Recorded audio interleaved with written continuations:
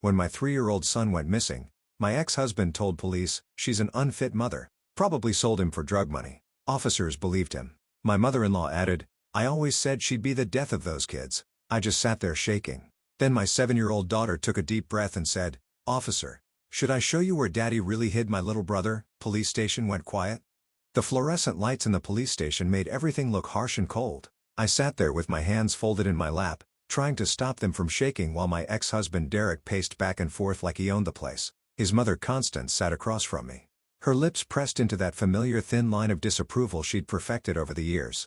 Officer Halstead was typing something on his computer, occasionally glancing up at me like I was some kind of criminal. She's lying about everything, Derek said for the third time, his voice carrying that fake concern he'd mastered during our divorce proceedings. Check her bank records. You'll see she's been desperate for money. Probably sold him to pay off her debts. My 7-year-old daughter Vera sat in the corner of the room on a plastic chair that was too big for her. She'd been so quiet that everyone seemed to have forgotten she was there. Her legs swung back and forth, not quite reaching the floor, and she held her favorite stuffed rabbit tight against her chest. Her eyes moved between all the adults in the room, watching, listening, understanding more than anyone gave her credit for. I would never hurt my son, I said, my voice cracking despite my efforts to stay strong. Jonah is only 3 years old. He's probably scared and confused, and we're wasting time sitting here while he's out there somewhere, or you know exactly where he is. Constance interjected, her voice dripping with accusation. I always told Derek you were unstable, always said you'd be the death of those kids, and now look what's happened. The words hit me like physical blows. This woman who had made every family gathering a battlefield, who had whispered poison about me to anyone who would listen, was now using my missing baby as ammunition.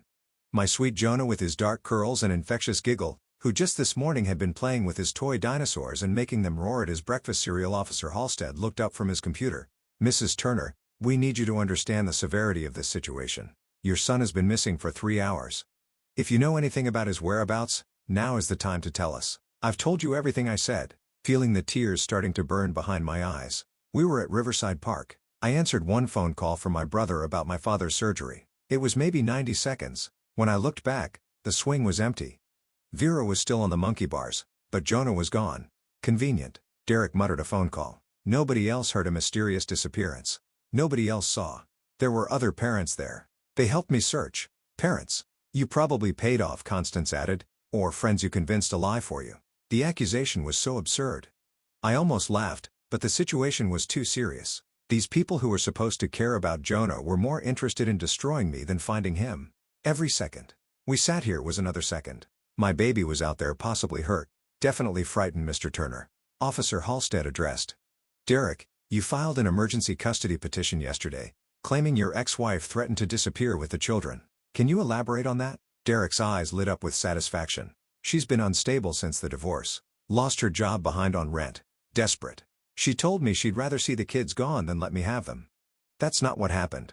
I protested, but nobody was listening to me anymore. They'd already decided I was guilty of something horrible. The single mother who couldn't keep her life together. The bitter ex-wife, who'd rather harm her own children than lose a custody battle. Vera shifted in her chair, and for the first time since we'd arrived at the station, she spoke.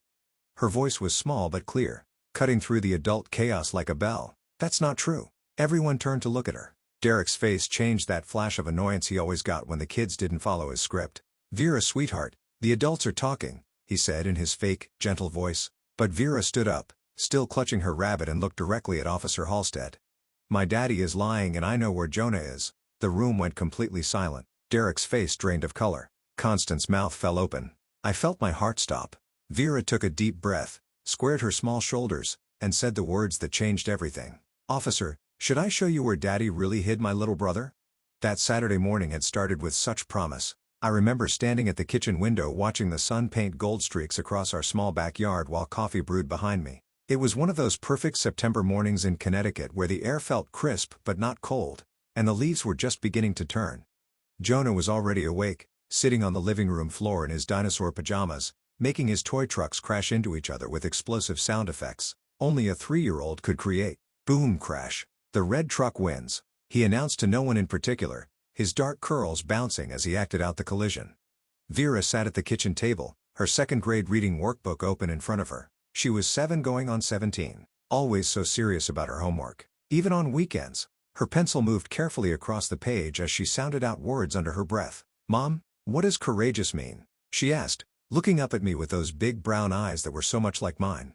It means being brave even when you're scared. I told her, pouring orange juice into her favorite purple cup. Like when you told the truth about who broke Grandpa's vase, even though you thought you'd get in trouble. She nodded thoughtfully and went back to her workbook. If only I'd known how much courage she'd need to show just hours later.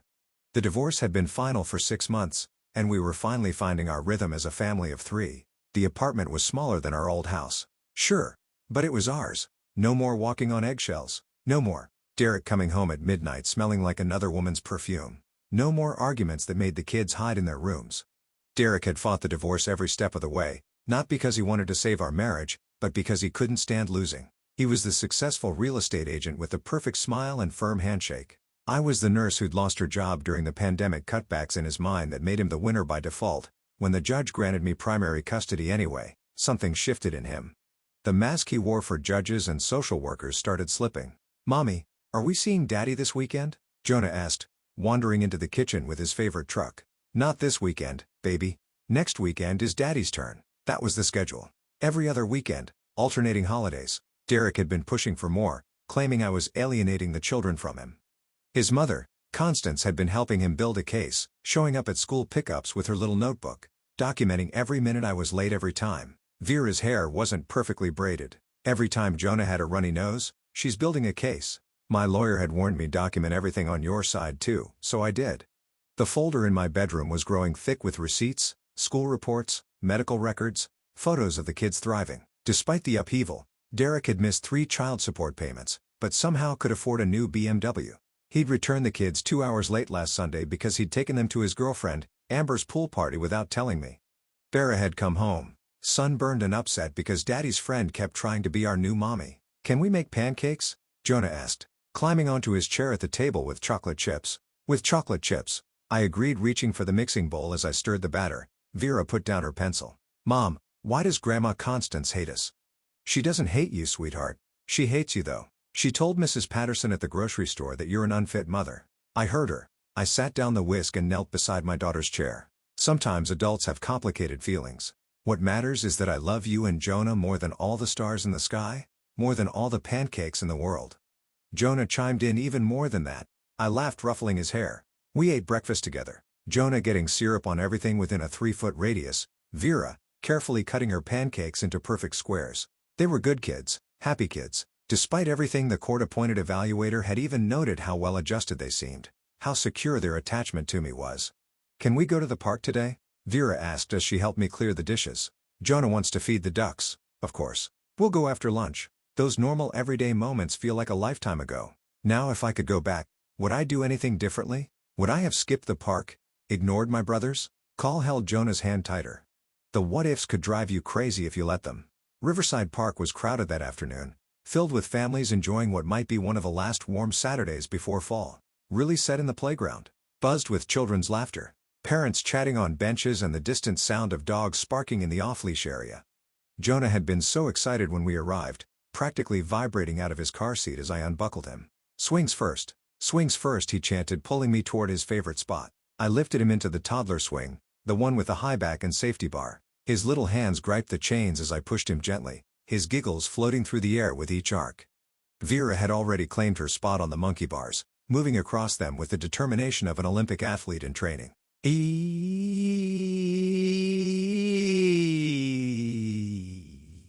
Jonah squealed, kicking his legs with joy. That's when my phone rang. The caller ID showed my brother Nolan's face. I almost didn't answer, but our father was scheduled for heart surgery on Monday and I'd been waiting for updates about the pre-op appointments. "Keep swinging, baby. Mommy needs to answer this real quick," I told Jonah, stepping exactly 3 feet away to the nearest bench. I could see both kids. Clearly the swing was still moving in its gentle rhythm. "Renata, Dad, surgeon wants to move the surgery to Tuesday." Nolan said immediately, something about the anesthesiologist's schedule.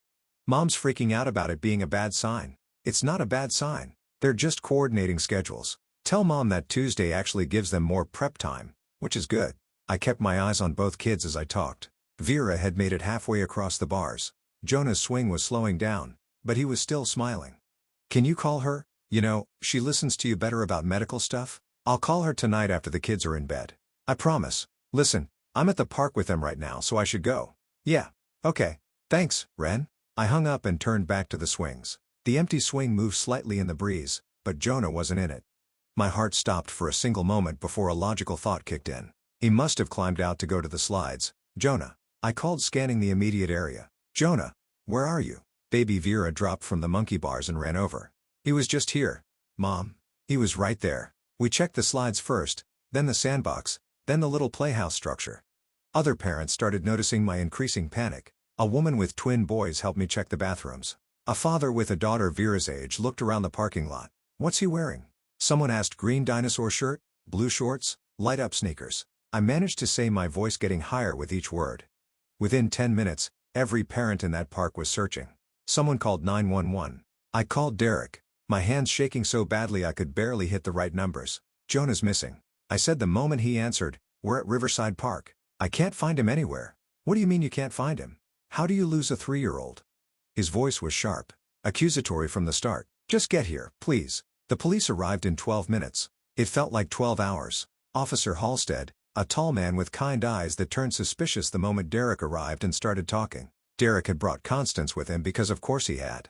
She emerged from his BMW, like a vulture sensing Ion, her sharp face already set in an expression of grim satisfaction. I knew something like this would happen, she announced to anyone within earshot. I've been documenting her negligence for months. The children are never properly supervised. I was 3 feet away. I protested, but Derek was already pulling Officer Halstead aside. She's been unstable since the divorce. Derek said loud enough for everyone to hear. Lost her job, can't pay her bills. I filed for emergency custody yesterday because I was concerned about exactly this kind of thing happening. You filed for custody yesterday? I spun around to face him. You never told me that. Why would I tell you so you could run off with them? He turned back to Officer Halstead. Check her phone records. Check her bank statements. She's been desperate for money. Probably sold him for drug money. Drug money. Derek, you know, I don't even drink anymore, let alone do drugs. Constance stepped forward, placing a hand on her son's shoulder. In a show of support, officer, I've watched her deteriorate for months. She's been vindictive, desperate, and now my grandson is missing. I always said she'd be the death of those kids. Looks like I was right. The interrogation room at the police station smelled like stale coffee and industrial disinfectant. They called it a voluntary interview room, but nothing about being there felt voluntary. Officer Halstead sat across from me with a yellow legal pad, writing down everything I said while occasionally glancing at Derek, who had positioned himself in the corner like some kind of supervisory presence. Constance sat beside him, her notebook out, pen poised like a weapon. Walk me through the phone call again. Officer Halstead said, his tone neutral but his eyes skeptical. My brother Nolan called about my father's heart surgery. The call lasted maybe 90 seconds. I was standing by the bench watching both children the entire time, but you weren't watching them. Derek interrupted. If you were watching, Jonah wouldn't be missing, Mr. Turner. Please let her answer. Officer Halstead said, though. He made another note on his pad. Through the glass window of the interview room, I could see Vera in what they called the children's room, sitting at a small table with a social worker named Mrs. Chen. They'd given her crayons and paper, trying to keep her occupied while the adults sorted through this nightmare. She was drawing something with intense concentration, her tongue poking out slightly the way it always did when she focused. Mrs. Turner, Officer Halstead continued, your ex-husband has provided us with some concerning information. He says, you threatened to disappear with the children. That's not true. I would never say that. Derek pulled out his phone with theatrical precision. I have it recorded. Listen for yourself. He pressed play and my voice filled the room, distorted and choppy. I can't let you take the children. Never see them again. My blood ran cold. I recognized those words, but not in that order. That's edited. Those are pieces from different conversations. I said I couldn't let him take the children to Florida because I'd never see them again. He's planning to move there with his girlfriend. She's lying, Constance said sharply. She's always been manipulative. Ask anyone in the neighborhood. Ask the teachers at school. She's unhinged. The teachers love me. I protested. Mrs. Morrison just told me last week that Vera is thriving despite the divorce because you probably bribed her. Constance shot back. Officer Halstead held up his hand for silence, then slid a document across the table. This is the emergency custody petition Mr. Turner filed yesterday. It lists several incidents of alleged neglect, leaving the children unsupervised, being late for pickups, failure to provide adequate meals, I couldn't believe what I was reading because I gave them McDonald's once after Jonah's doctor's appointment ran late. Fast food is not proper nutrition, Constance interjected. I raised Derek on home-cooked meals every single night. Your son missed 3 child support payments while buying a new BMW. The words burst out before I could stop them. Officer Halstead made another note. Mrs. Turner, have you been experiencing financial difficulties? I'm a single mother. Money is tight, but my children have everything they need. Their teachers, their pediatrician, everyone will tell you they're well cared for, except right now one of them is missing, Derek said coldly. I wanted to scream at him to help find our son instead of trying to destroy me, but I knew that would only make me look more unstable. Through the glass I saw Vera suddenly stop coloring. She stood up and Mrs. Chen tried to redirect her back to the table, but Vera shook her head and walked toward the door. I need to talk to my mom. I heard her say clearly through the thin walls, Sweetie, the adults are having an important conversation right now. Mrs. Chen replied gently about my brother and they're getting it wrong. The door opened and Vera walked in with the determination I'd seen when she decided she was ready to ride her bike without training wheels. Mrs. Chen followed looking apologetic. I'm sorry. She insisted, Mrs. Chen said. Derek's face shifted into his fake father's smile. Vera, sweetheart, go back in color. Daddy and Mommy are talking to the nice officer. You're not talking. You're lying. Vera said flatly. That recording is fake. I was there for all those conversations. Mom said you couldn't take us to Florida. She said she couldn't let you take us away where she'd never see us again. The room went quiet. Officer Halstead leaned forward slightly. His interest clearly piqued. Derek's jaw tightened a towel. I recognized from years of marriage. He was calculating his next move. Vera, you're confused, he said carefully. You don't understand adult conversations. Vera turned to face Officer Halstead directly. Her small frame, straight and confident. I understand everything and I know something else too. Something about where Jonah really is. Fear has stood in the center of that interrogation room like a tiny warrior facing down an army. Her eyes moved from Officer Halstead to Derek, then back again. She still held the picture. She'd been drawing and I could see now it was a map of some kind drawn in purple and green crayon. What do you know about your brother Vera? Officer Halstead asked, gently pulling out a chair for her. She didn't sit. Instead, she placed her drawing on the table and pointed to it. Yesterday when Daddy picked us up for his visit, he told Jonah they were going to play a special game, a hiding game for today. Derek shot to his feet. She's making things up. Kids have wild imaginations when they're stressed. Let her speak. Officer Halstead said firmly. Vera continued, her voice steady and clear. Daddy said it was like a treasure hunt. He told Jonah that when we went to the park today, he should wait until Mommy wasn't looking, then run to the parking lot where Uncle Mason would be waiting in his truck. Uncle Mason would take him to the cabin by the lake for a special surprise. That's absurd. Constance sputtered, a 3-year-old. Couldn't remember such complicated instructions. Daddy made him practice. Vera said simply 3 times in the backyard. He gave Jonah a candy bar each time he did it right. Run to the fence. Pretend it's Uncle Mason's truck. Get in fast. Jonah was really good at it.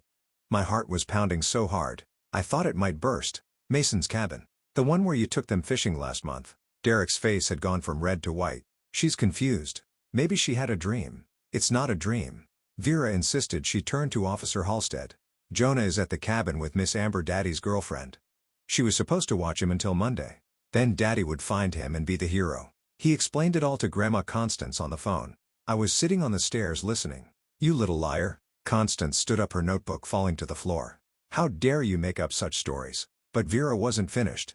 Grandma said once everyone thought Mommy lost Jonah or hurt him, the judge would give Daddy both of us. She said the police would believe Daddy because he has a job and owns a house, and Mommy is just a poor single mother. Those were her exact words. Officer Halstead was already reaching for his phone. What's the address of this cabin? I don't know the address, I said desperately. Derek never told me exactly where it was. 1847. Lakeshore Road. Vera recited. I remembered it because 1847 is the year they founded our town. We learned that in social studies. Officer Halstead spoke rapidly into his phone, dispatching units to the location. Derek grabbed his phone, frantically typing something, but Officer Halstead took it from his hand. I'll need to hold on to this for now, he said, kindly. You can't just believe a 7-year-old's fantasy. Derek's controlled facade was cracking. She's been coached. Renata probably told her to say all this. I didn't know anything about this, I said, my voice shaking. Vera, how long have you known? Since yesterday, but I thought maybe Daddy would change his mind. I thought maybe he'd realize it was mean. She looked at Derek with disappointment that broke my heart. But at the park when Jonah disappeared and you started blaming Mommy, I knew you weren't going to stop. 20 agonizing minutes passed. Officer Halstead's phone finally rang. He listened, his expression shifting from skeptical to shocked to grim satisfaction. They found him, he announced, 3-year-old boy matching Jonah's description at the cabin. There's a woman there, Amber Fitzgerald, who says Derek Turner asked her to babysit for the weekend. She had no idea. The child was reported missing. I collapsed back in my chair, tears streaming down my face. He's okay. Jonah's okay. He's fine. Officers say he's eating ice cream and watching cartoons. They're bringing him back now. Derek stood up, trying one last desperate play. This is a misunderstanding. I was just trying to give Renata a break. She's been so stressed. I thought if she had some time alone this weekend, she'd feel better. Then why didn't you tell anyone? Officer Halstead asked. Why let everyone search? Why accuse her of selling him for drug money? I was in shock. I panicked. Vera picked up Constance's fallen notebook from the floor and handed it to Officer Halstead, page 47. She wrote down the whole plan yesterday. She even wrote about what to tell the police to make them think Mommy was a bad person. Constance lunged for the notebook, but Officer Halstead was faster. He flipped through it, his eyebrows rising with each page. Mr. Turner, Mrs. Turner, Senior, you're both under arrest for filing a false report, custodial interference, and conspiracy to commit fraud. This is insane, Derek shouted as they handcuffed him. I want my lawyer. That notebook proves nothing. Amber will tell you. I just asked her to babysit, but the notebook told a different story and everyone in that room knew it. The moment they brought Jonah through those police station doors, the rest of the world disappeared. His face was sticky with chocolate ice cream. His dinosaur shirt stained with what looked like juice, but he was smiling and completely unaware of the chaos he'd been at the center of. He saw me and broke free from the officer's hand, running straight into my arms. Mommy, I went on adventure. Ms. Amber has 5 cats and she let me name them all Dinosaur.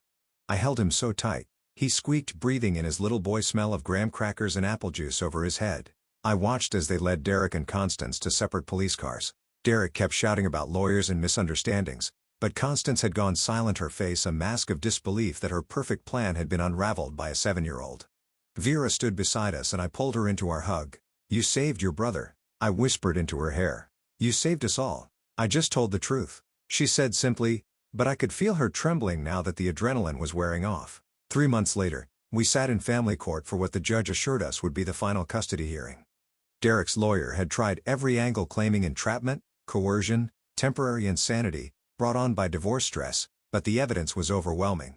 Constance's notebook contained dated entries going back 6 months, documenting their plan to frame me as an unfit mother. Text messages between Derek and Mason showed the cabin plot being organized weeks in advance. Amber Fitzgerald testified that Derek had told her I'd agreed to let him have an extra weekend with the kids. Mr. Turner, the judge said, looking over her glasses at Derek, you orchestrated an elaborate scheme to traumatize your children and destroy their mother's reputation, all to win a custody battle. Your 7-year-old daughter showed more integrity in that police station than you've shown throughout these entire proceedings. She awarded me full custody with supervised visitation for Derek, 2 hours every other Sunday in a court-approved facility. The criminal charges were still pending, but his lawyer had warned him to expect probation at minimum, possible jail time at worst, outside the courthouse. Derek's sister Melanie approached me. We'd always gotten along before the divorce, but she'd stayed silent during the battle, not wanting to choose sides. I'm sorry, she said quietly. I knew my mother was vindictive, but I never imagined they'd go this far. If you need anything, if the kids need anything, please call me. I appreciated her apology, but trust would take time to rebuild. That's what our family therapist kept reminding us. Healing isn't linear. Some days Jonah would ask why Daddy couldn't come to his preschool play. Some nights Vera would wake up crying, afraid someone would take her brother again. But we were healing slowly, carefully together. 6 months after that terrible day at the park, I got a new job at a pediatric clinic, better hours and better pay than my hospital position. We moved to a duplex with a real backyard where Jonah could play with his dinosaurs, and Vera could practice gymnastics on the grass. The neighbors were a retired couple who'd already adopted my kids as honorary grandchildren, filling the void left by Constance's toxic presence. Mom, Vera said one evening as I tucked her into bed, do you think Daddy ever really loved us? It was the hardest question she'd asked yet. I think he loves you the only way he knows how. But sometimes people get so focused on winning that they forget what they're fighting for. Your dad forgot that being a parent isn't about winning. It's about loving your children more than your own pride. I feel sorry for him, she said quietly. He lost us trying to keep us. The wisdom of this 8-year-old never stopped amazing me. She was right. Derek had been so determined to win, to control, to possess that he destroyed any chance of a real relationship with his children. Jonah barely remembered him now, and Vera had told the supervised visitation coordinator she didn't want to see him until she was older. Last week, we went back to Riverside Park for the first time. I pushed Jonah on the same swing, watching Vera master a new trick on the monkey bars. My phone rang, and for a moment my chest tightened. But then Vera called out from the bars. Mom, It's okay. We're right here. We're not going anywhere. She was right. We were exactly where we belonged, together and safe. Derek had tried to use my children as weapons against me, but he'd only taught them the difference between real love and manipulation. Vera had found her voice that day in the police station, and she'd never be silent again. And that's the unexpected gift. Hidden in the worst day of our lives, my daughter learned that truth is more powerful than lies, that courage matters more than intimidation, and that sometimes the smallest voice in the room can bring down the loudest.